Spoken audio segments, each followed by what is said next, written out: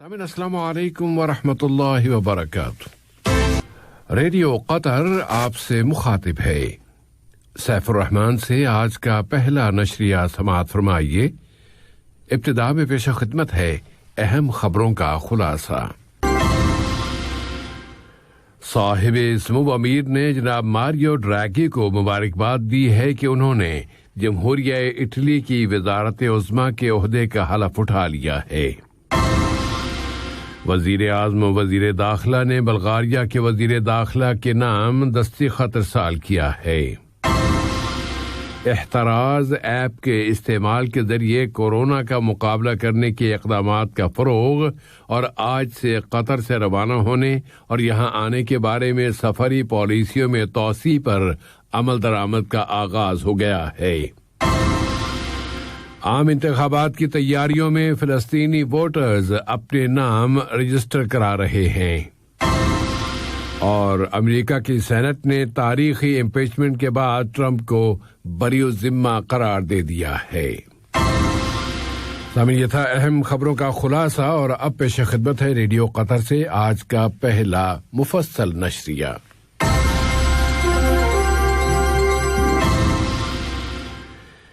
بسم اللہ الرحمن الرحیم۔ صاحب سمو امیر شیخ تمیم بن حمد آل ثانی نے جناب ماریو ڈراگی کو مبارکباد دی ہے کہ انہوں نے جمہوریہ اٹلی کی وزارت عظمیٰ کے عہدے کا حلف اٹھا لیا ہے۔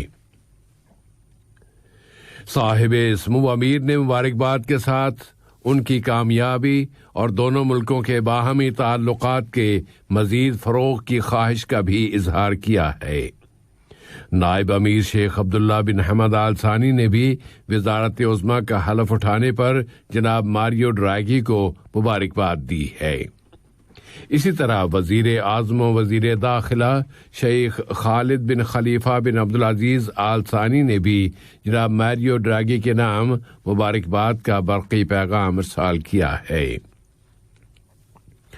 وزیر اعظم و وزیر داخلہ شیخ خالد بن خلیفہ بن عبدالعزیز آل ثانی نے جمہوریہ بلغاریہ کے وزیر داخلہ جناب ہرسٹو ٹیرزسکی کے نام ایک دستی خط ارسال کیا ہے۔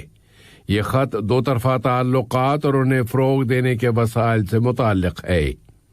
بلغاریہ کے لیے قطر کے سفیر جناب راشد بن علی الخاطر نے بلغاریہ کے وزیر داخلہ کے ساتھ ایک ملاقات میں انہیں یہ خط پہنچایا ہے۔ قطر کی امیری بحریہ کی فوجی صلاحیتوں میں اضافے کے منصوبوں اور لڑائی کے لیے اس کے پاس جدید ترین وسائل اور سسٹم کی فراہمی کے لیے وزارت دفاع نے اٹلی کے شہر لیسپیزیا میں داستہ نامی کارفٹ بحری جہاز کو پانی میں اتارنے کی تقریب منعقد کی ہے۔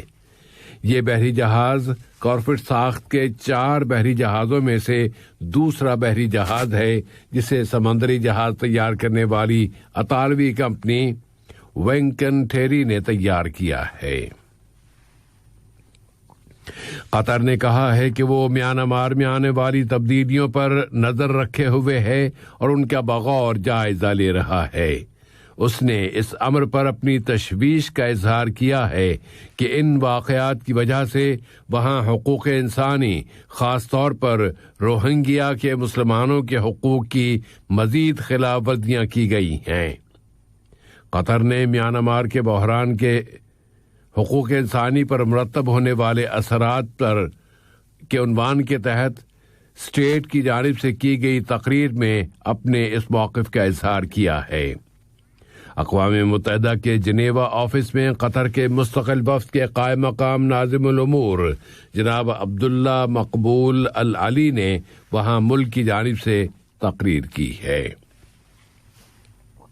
کورونا کی تازہ ترین صورتحال بتاتے ہوئے وزارت صحت عامہ نے اعلان کیا ہے کہ ملک میں کورونا وائرس سے مزید 453 مصدقہ کیسز رجسٹر ہوئے ہیں اور مزید 198 بیمار اب صحت یاب ہو گئے ہیں، جبکہ ایک اور مریض فوت ہو گیا ہے۔ اس طرح ملک میں اس بیماری سے شفا پانے والوں کی مجموعی تعداد اب 1,48,1 137 हो गई है। फिर वजारत सेहत आमा ने अब एहतराज ऐप के फंक्शंस में इजाफे का ऐलान करते हुए बताया है कि अब इस ऐप में होम क्वारंटीना और एंटी कोविड-19 वैक्सीन के मौज़ूआत भी शामिल कर दिए गए हैं। इसके जरिए अब नक्शे पर होम क्वारंटीना के मकाम का तयन भी हो जाता है और ये भी पता चल जाता है कि मुतल्लिका शख्स की वैक्सीनेशन हो चुकी है या नहीं। फिर मुतल्लिका बीमारियों और कोरोना वायरस की रोकथाम के लिए मुल्क में नाफिज एहतियाती इक़दामात से मुतल्लिक काबीना के फैसले की बुनियाद पर अब यहाँ की वजारत दाखिला ने ऐलान कर दिया है कि अब यहाँ के मुतल्लिका इदारे मुनासिब फासले की पाबंदी न करने वालों, होम क्वारंटीना की खिलाफ वर्जी करने वालों और एहतराज ऐप डाउनलोड न करने वालों को भी पब्लिक प्रोसिक्यूशन के हवाले कर देंगे। इस इक़दाम का मकसद कोरोना वायरस की रोकथाम के लिए हिफाजती इंतजामात और बचाव के इक़दामात में इजाफा करना है। आज से कतर में सफर की पॉलिसियों में तोसी और किसी भी इस्तिस्ना के बगैर कतर वापस आने के फैसले पर अमल दरामद का आगाज हो गया है। वजारत सेहत आमा के मुताबिक अब उन मुल्कों से जिनके नाम ग्रीन लिस्ट में शामिल नहीं हैं, मुल्क में दाखिल होने के वक्त होटल क्वारंटीना की पाबंदी करना होगी और उन्हें मुकर्रर मुद्दत तक होटल में क़याम करना होगा। अलबत्ता मुख्तलिफ कैटेगरीज के बकिया इक़दामात में कोई भी तब्दीली नहीं लाई गई और उन पर साबिक़ा ऐलान के मुताबिक ही अमल दरामद जारी रहेगा। अक़वाम मुत्तहिदा ने वाशिंगटन के इस फैसले का खैर मक़दम किया है कि हूथियों का नाम दहशतगर्द तंजीम के फहरिस्त से खारिज कर दिया गया है। अमरीका के वज़ीर ख़ारिजा एंटोनी ब्लिंकन ने ऐलान कर दिया है कि रवा महीने फरवरी की 16 तारीख को यमन की हूथी तंजीम को एक गैर मुल्की दहशतगर्द तंजीम करार दिए जाने का फैसला मनसूख कर दिया जाएगा। अलबत्ता उन्होंने मुतनब्बे किया है कि इस तंजीम के मेंबरान पर मजीद पाबंदियां भी आयद की जा सकती हैं। फिलिस्तीन में आम इंतखाबात की तैयारी के सिलसिले में राय दहिंदगान यानी वोटरों ने उनके अपने नामों की रजिस्ट्रेशन शुरू कर दी है। इंतखाबात की मरकजी कमेटी के मुताबिक मगरबी किनारे और गजा की पट्टी में अपने अपने नाम दर्ज कराने वाले वोटरों का तनासुब तकरीबन 90% हो गया है। इससे पता चलता है कि फिलिस्तीनी अवाम फूट और तकसीम के खात्मे और एक कौमी मुसालिहत के हुसूल के लिए कितनी ज्यादा संजीदा हैं कि इस तरह उनके असल मसले की खिदमत हो सकेगी। सोमालिया के दारुल हुकूमत मकदेशो में कार बम के एक धमाके में एक शख्स जान बहक और 7 दूसरे जख्मी हो गए हैं। सिक्योरिटी के जरिए ने बताया है कि इस गाड़ी में सदारती महल की तरफ जाने वाले एक रास्ते के करीब धमाका हुआ है और उस धमाके से मुताद्दिद इमारतें और गाड़ियां तबाह हो गई हैं। ईरान का एटमी बहरान अभी तक अपने हल की तलाश में है कि इस वक्त तक अमेरिका और ईरान दोनों ही अपने अपने मौक़िफ़ों पर डटे हुए हैं और एक जुमूद की सी कैफियत तारी है। ये बहरान सिर्फ अपना हल तलाश नहीं कर रहा बल्कि ये ऐसे सालिसों की भी तलाश में है जो इन मुल्कों के नुक्ता नज़र को एक दूसरे के करीब ला सकें और यूं ईरान के इस एटमी बहरान के फरीकों के दरमियान कोई समझौता करा सकें। अमेरिका की सेनेट ने साबिक सदर डोनाल्ड ट्रंप को बगावत पर उभारने के इल्जाम से बरी-उज़्ज़िम्मा करार दे दिया है। उन पर यह इल्जाम गुज़श्ता माह जनवरी की 6 तारीख को कैपिटल की इमारत में होने वाले पुरतशद्दुद वाक़यात के बाद लगाया गया था। सेनेट के 57 मेंबरान ने इस इल्जाम के हक में वोट दिया है जबकि करारदाद की मुखालिफत में 43 वोट डाले गए हैं। इसका मतलब यह है कि इस इल्जाम को सेनेट के 2/3 वोटरों की हिमायत हासिल नहीं हो सकी। جو سابق صدر کو قصوروار قرار دینے کے لیے ضروری تھی۔ ادھر امریکہ کے سابق صدر ڈونلڈ ٹرمپ نے امریکی سینٹ کی جانب سے بری الذمہ قرار دیے جانے کے فیصلے کے بعد اپنے ایک بیان میں کہا ہے کہ ان کی سیاسی تحریک کا تو اب آغاز ہوا ہے۔ ٹرمپ نے اپنے اس بیان میں کہا ہے کہ ریاستہائے متحدہ امریکہ کو ایک مرتبہ پھر گریٹ ملک بنانے کے لیے ان تاریخی، قومی اور خوبصورت تحریک تو ابھی ان کی شروع ہوئی ہے۔ انہوں نے کہا کہ میرے پاس بہت کچھ ہے جو میں آنے والے مہینوں کے دوران آپ لوگوں کے ساتھ شیئر کروں گا، اور میری خواہش ہے کہ ہم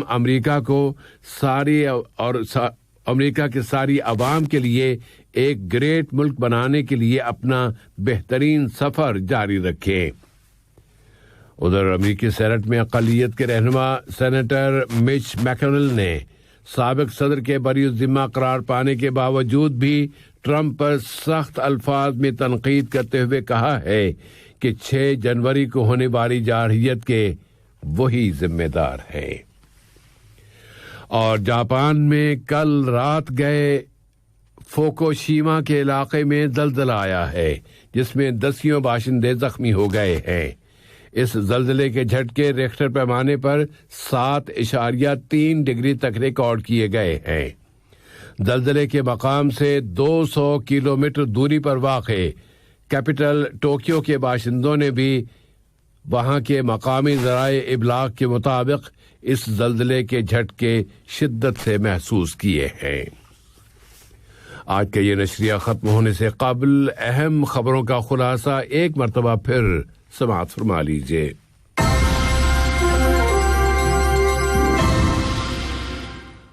صاحب اسمو امیر نے جناب میریو ڈریگی کو مبارکباد دی ہے کہ انہوں نے جمہوریہ اٹلی کی وزارت عظمیٰ کے عہدے کا حلف اٹھا لیا ہے۔